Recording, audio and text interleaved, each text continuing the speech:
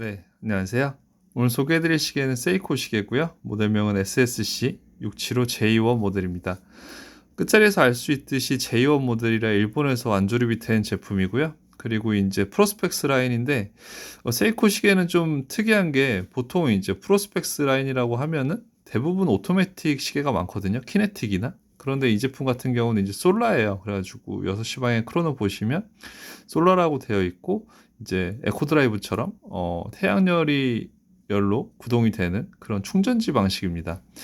근데 다른 시계 브랜드에서는 만약에 프로스펙스라고 하면은 이제 무브먼트도 거의 같이 깔고 가고 디자인도 좀 비슷하게 나오는데 세이코 같은 경우는 같은 프로스펙스 라인이더라도 무브먼트도 다르게 가져가고요. 그리고 디자인도 되게 많이 다르게 가져가는 경우들이 많거든요. 그래서 이 SSC 모델 같은 경우는 일반 프로스펙스 라인에서 볼 수 없는 그런 디자인이나 솔라 무브먼트를 가지고 있는 걸 볼 수가 있고요. 그리고 세이코에서 SSC로 시작하면은 대부분 이제 솔라 제품이 많고요. 모델명에 따라서 이제 어떤 무브냐가 좀 세이코에서는 결정을 짓는 것 같아요. SMP 같은 경우는 키네틱이고 뭐 이런 것처럼요. 그래서 시계를 좀 보자면 일단 베젤이 되게 넓고 직경이 되게 큽니다. 그래서 43mm 정도 되고요. 그리고 글라스에서 글라스 사이 간의 거리는 이제 30mm 조금 넘는 걸로 알고 있습니다. 그리고 시티즌에서도 제가 이 그 다이버워치 크로노 모델을 리뷰를 해드렸었는데 이게 버튼 풀러가지고 이제 크로노 작동시키는 그런 제품 보여드렸잖아요. 모델명이 CA로 시작했거든요. CA0710 라인. 근데 이 제품도 이제 버튼을 이렇게 돌려서 이렇게 크로노 버튼을 그 스타워치 버튼을 누를 수 있습니다. 잠그면은 이제 작동이 안 되고요. 그리고 풀러서 이렇게 눌러서 멈추고 다시 12시 방향으로 돌릴 수 있고요. 물에 들어갈 때는 꼭 이 부분을 잠그셔야 되고요. 네. 그리고 이제 그 CA0711이나 0710 모델이 제일 아쉬웠던 게 사파이어 글라스가 아닌 점이었잖아요. 이 제품 같은 경우는 가격은 그 모델에 비해서는 좀 더 비싸지만 사파이어 글라스를 채택을 해줬습니다.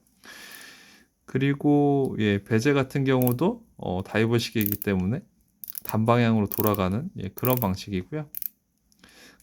이제 크로노의 이제 시계 안쪽 다이얼 구성을 좀 보자면 인덱스 같은 경우는 서마리너의 인덱스와 거의 흡사한 걸 볼 수가 있습니다. 하지만 그럼에도 불구하고 이제 크로노가 들어갔고 여러 가지의 구성 요소들이 다르기 때문에 다른 브랜드에 비교해서는 이제 뭐 다른 브랜드의 시계가 떠오른다 그런 정도의 느낌은 아니고요. 세이코만의 느낌을 잘 살린 그런 시계인 것 같아요. 그리고 세이브 오션 모델이기 때문에 이 색상 같은 경우도 짙은 바다 색상을 하고 있는 걸 볼 수가 있습니다. 네. 그래서 3시 방향 크로노 같은 경우는 24시 바늘이고요.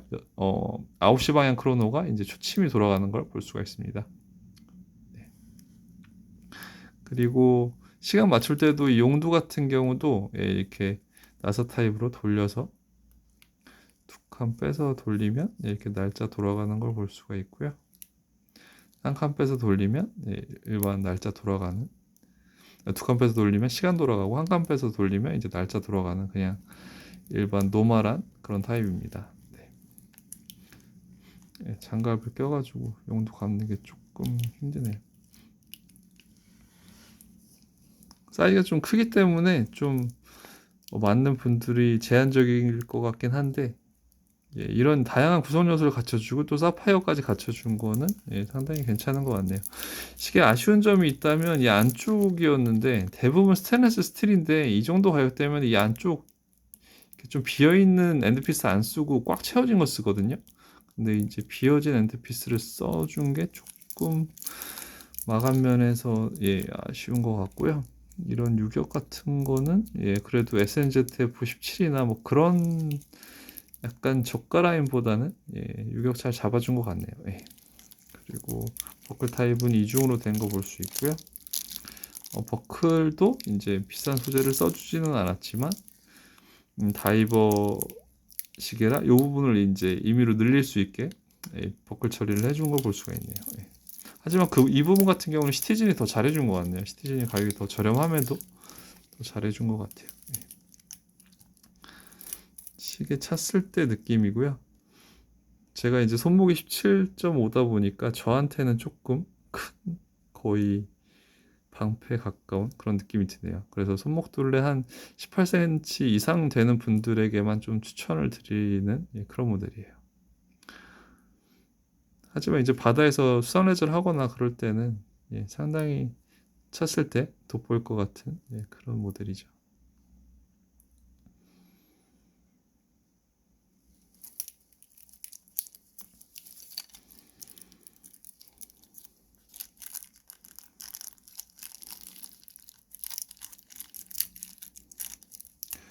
서마리너 같은 경우는 이 부분에 버튼이 없어가지고 그냥 딱 제끼는 타입인데, 저 같은 경우는 그냥 개인적으로는 버튼도 되게 편하거든요. 그래서 버튼에 익숙해져 있으면 거의 이제 팔에 걸림거나 그런 것도 없고요. 그래서 세이코 이중 버클은 이런 버튼 때문에 상당히 편하다는 점도 장점인 것 같아요. 시계를 좀 가까이서도 다양한 각도에서도 좀 보여드릴게요.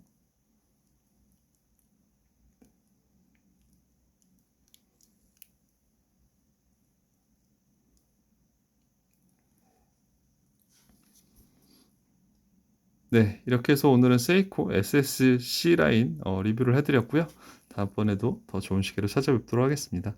감사합니다.